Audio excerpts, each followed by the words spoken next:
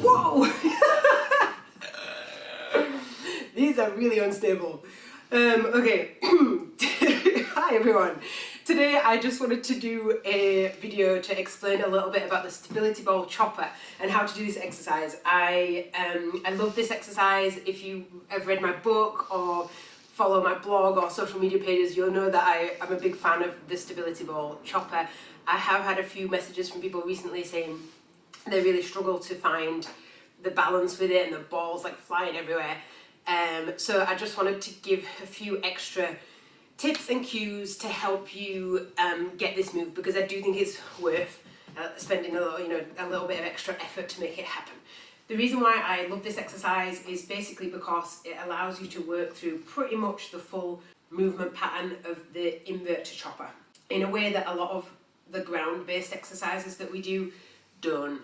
That's not to say that those ground-based exercises are not useful and important. They are, but the stability ball chopper is a good kind of in between. Once you've got those ground-based drills nailed, before you start doing it up the pole, it's a good in between one.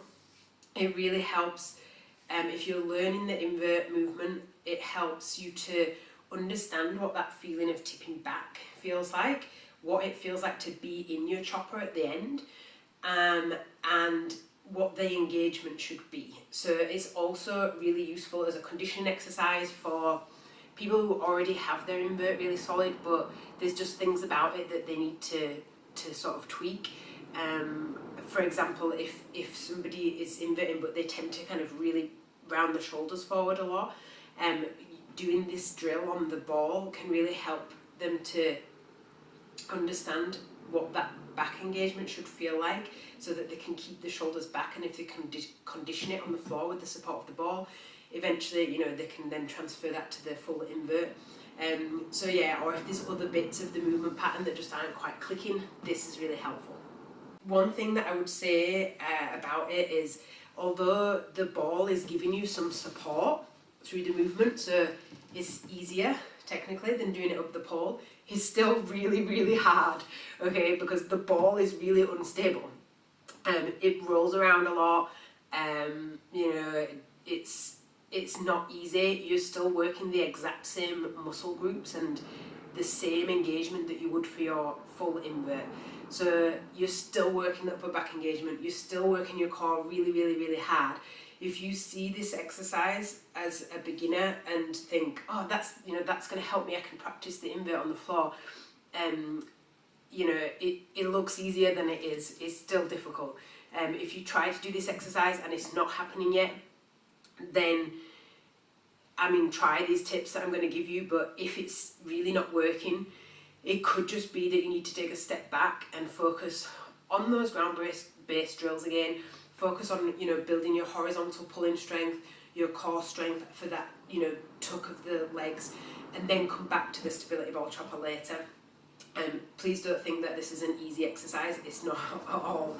Okay, so other tips about positioning wise, is definitely a case of finding a sweet spot with it, and this is different for everyone. The balls, your balls are all different. So some balls are bigger than others, some balls are squidgier than others, so please don't be afraid to play around with where the position is and where it works for you. A couple of tips that I find help. First of all,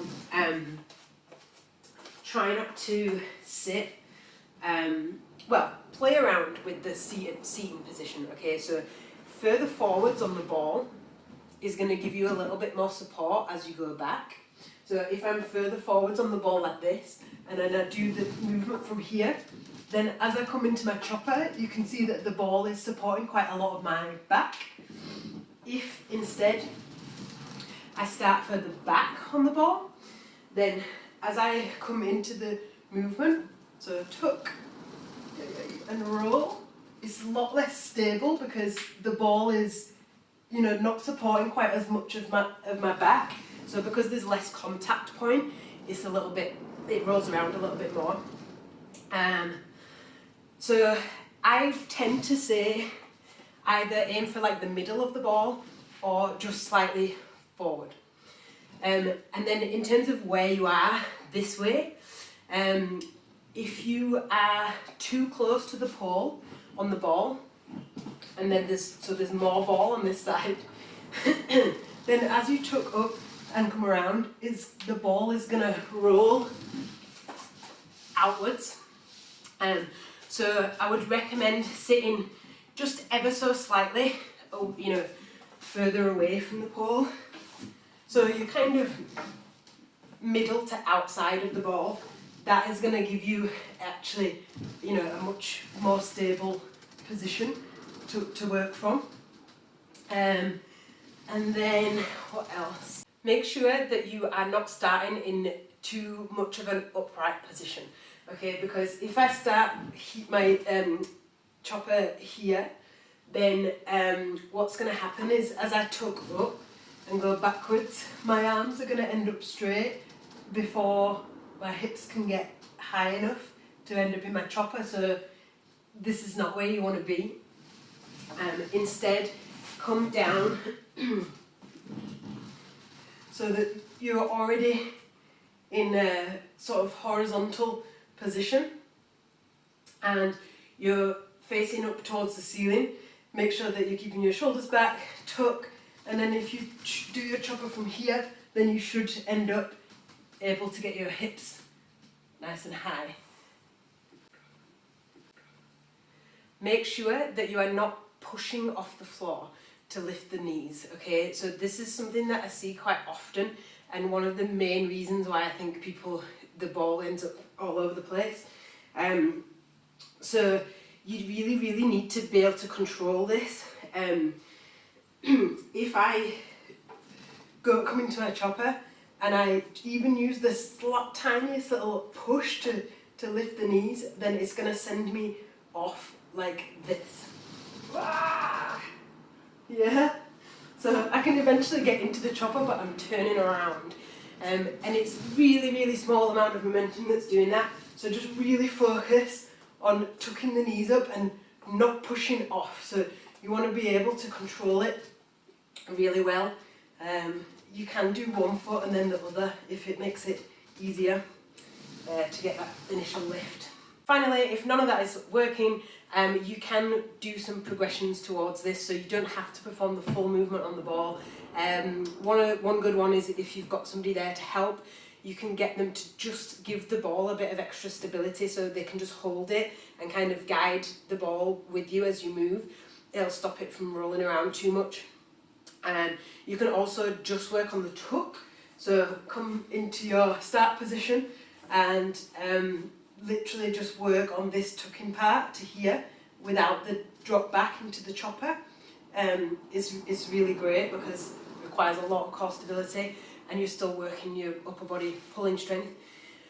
You can also try keeping one foot down. If that is really unstable, then you can come to here, keep your outside foot down, I would say, and then the other foot you can straighten that leg and then slide up, tuck that foot in, and you can actually start to tip back whilst keeping that other foot down on the floor to keep you stabilised. And then, maybe you could extend that leg and just stay here for now and come back, or you could come back and if it feels okay once you've started to get that tip back, you might be able to lift the other leg off the floor too and go into your chopper. Okay. Final tip, make sure that you reset your position in between each rep. So once you've done one repetition, come back up, have a little bit of a breather, reset your position and do it again. If you try to just do rep after rep, the ball does move slightly each time, so it'll end up out of sync. I hope it helps. If you've got any questions at all, please feel free to message me.